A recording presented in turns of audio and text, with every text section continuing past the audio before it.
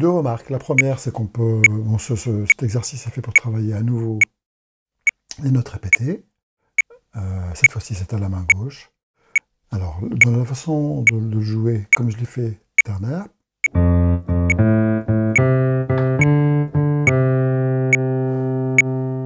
lié.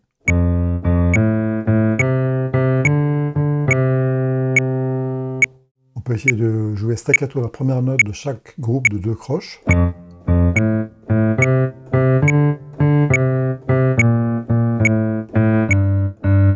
Je fais une remarque sur le doigté, j'utilise pas forcément le doigté qui est indiqué. Je ne devrais pas, puisqu'apparemment Oscar Peterson insiste pour qu'on utilise bien son doigté. Mais le doigté de la première mesure est quand même, de mon point de vue, un peu difficile.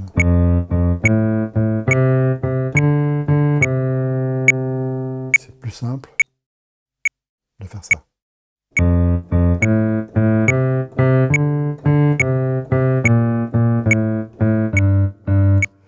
Voilà, donc c'est un très bon exercice pour jouer les notes répétées.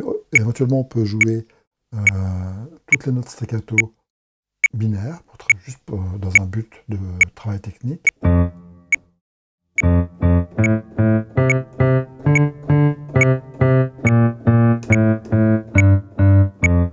Etc. On peut également virer la seconde croche et garder cette mélodie de main gauche comme une excellente walking pour un blues. Je vais enlever le métronome.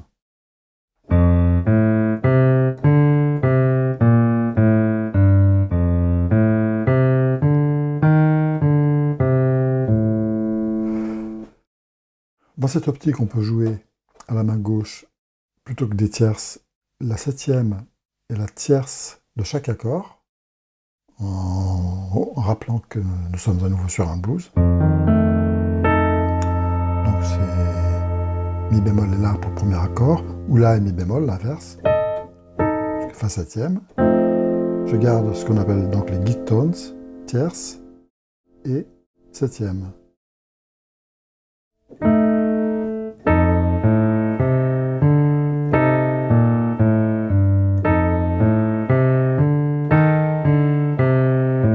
Pour le si bémol, il suffit de baisser ces deux notes d'un demi-ton et j'arrive sur les git tones de si bémol 7, tierce et septième.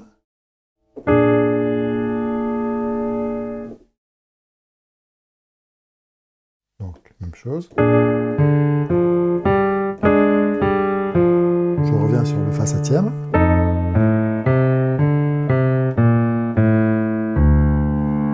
Ah, ici, on a un accord qui se sous-entendu qui serait ré pour aller sur sol mineur. Mais on ne va pas en parler maintenant. Ici, nous avons un sol mineur.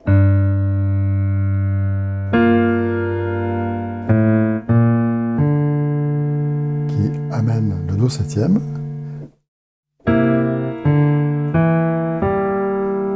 Donc un petit rappel pour les débutants. Sol mineur 7.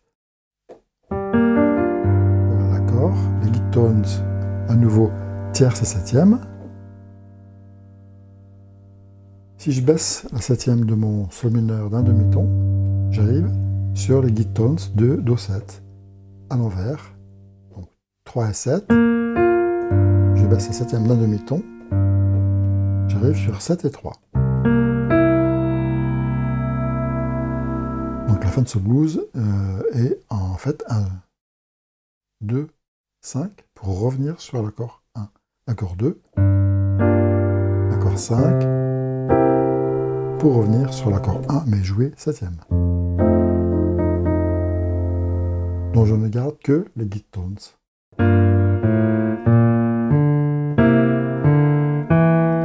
Fa septième.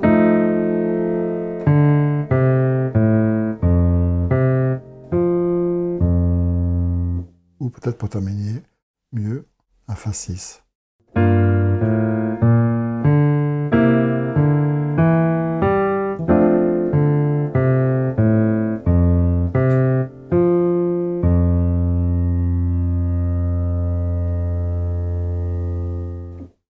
Nous passons maintenant au minuet 10. Alors je vais remettre le métronome. Donc le métronome à 70 à la noire.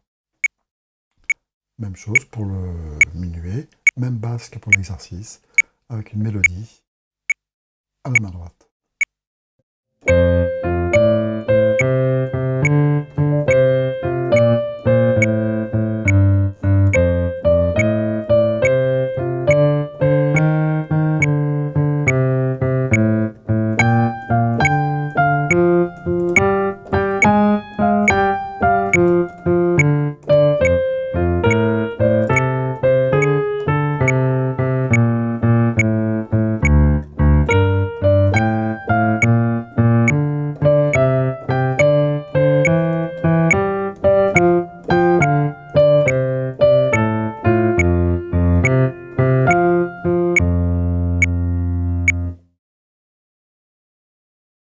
Même remarque que pour l'exercice, on pourrait jouer cette basse en croche égale, staccato par exemple.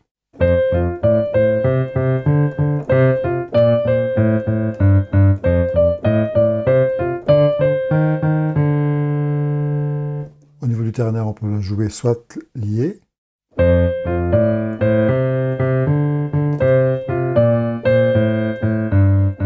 soit la première croche de chaque groupe de 2 croches piquée et l'autre liée. Court long en fait.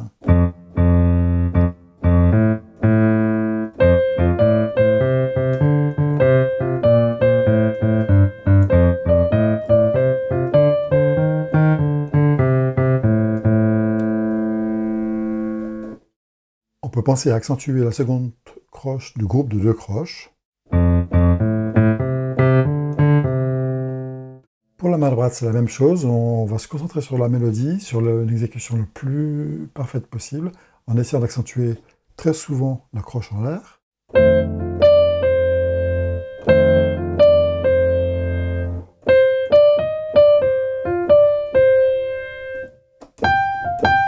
Pareil ici.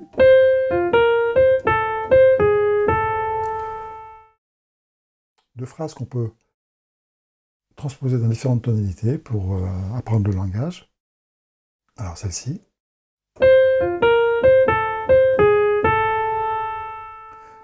Alors quand on a une phrase comme ça qui fait intervenir un chromatisme, il faut essayer de toujours la simplifier à l'extrême. C'est-à-dire que on a la triade de Fa majeur. Okay. On essaie de comprendre le mouvement des notes par rapport à la triade.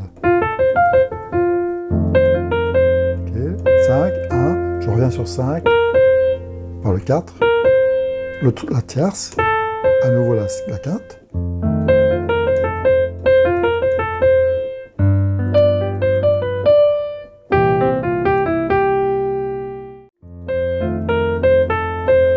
Et je vais terminer ma phrase sur la tierce chromatiquement, en montant chromatiquement par le mi-ton inférieur.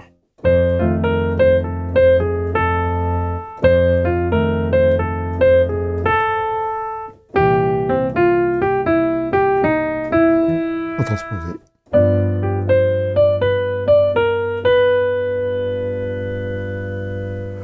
Et cette dernière phrase également.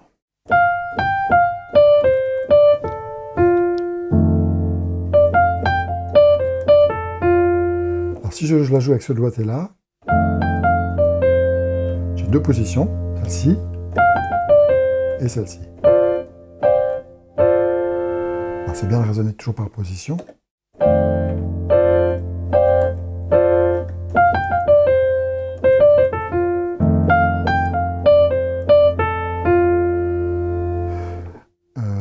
Je vous engage à la transposer dans tous les tons si vous pouvez, au moins dans différents tons.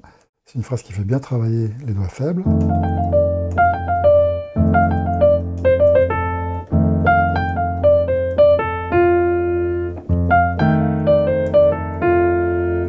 Alors on pourrait faire un exercice qui ferait par exemple à la main gauche la basse, puis la septième et la tierce. Par exemple comme ça. 1 et 2 et 3 et 4 et 1 et 2 et 3 et 4.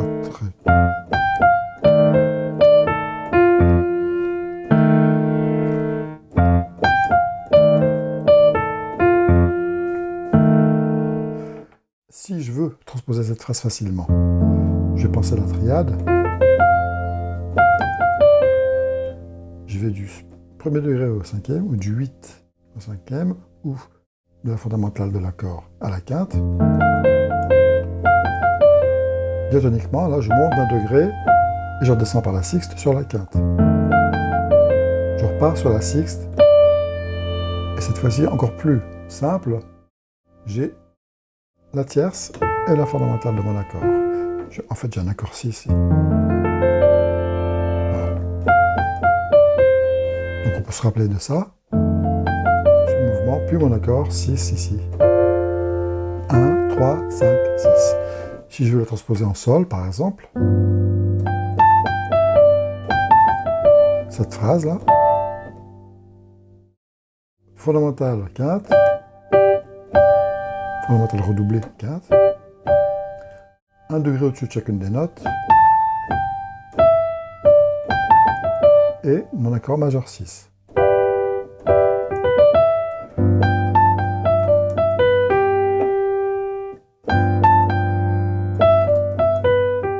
En Do.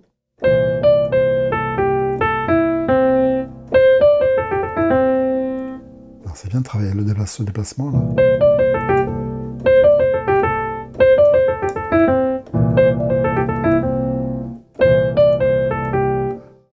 Donc je continue avec toujours cette même rythmique.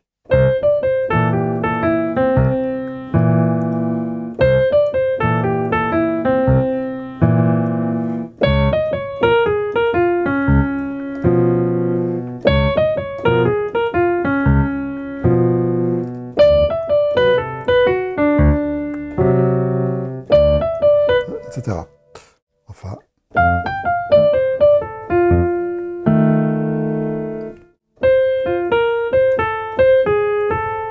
On pourrait même compléter l'exercice, se faire un petit challenge en collant, en juxtaposant ces deux phrases qu'on a vues. La première.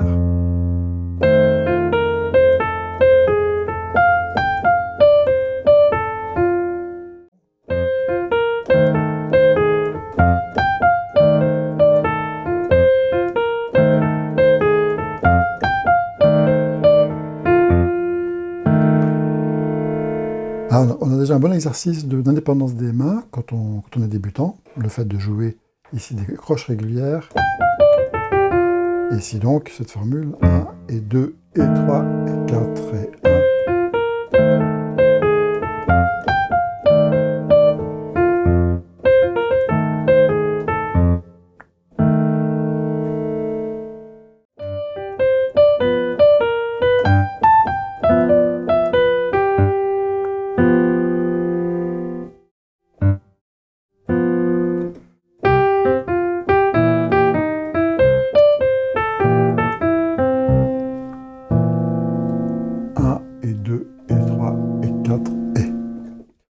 Sur le travail qu'on peut faire sur le menu E10, se concentrer sur cette mélodie, essayer différentes façons de la phraser pour qu'elle corresponde à ce qu'on a envie d'entendre.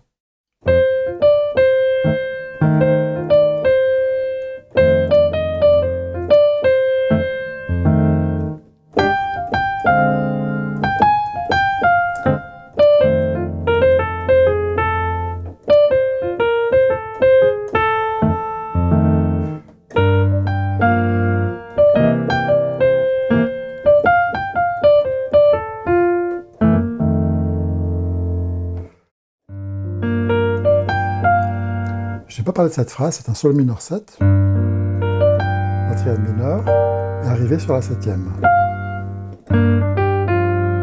qu'on peut également transposer.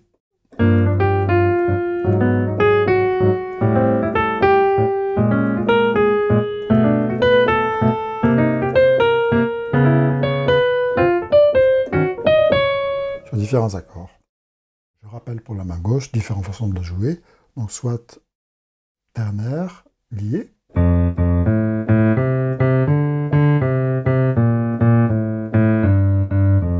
Soit ternaire en jouant court et long, c'est-à-dire qu'en jouant plutôt staccato la première note.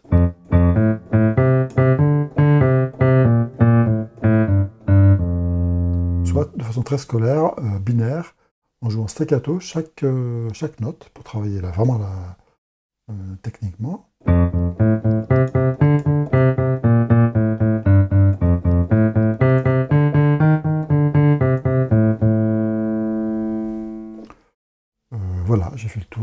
cette 10e série du livret 1 d'Oscar Peterson.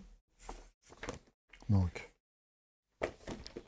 exercice et minuit 10, à venir 11, 12, 13, 14, et nous aurons terminé avec ce premier livret. Merci et à bientôt.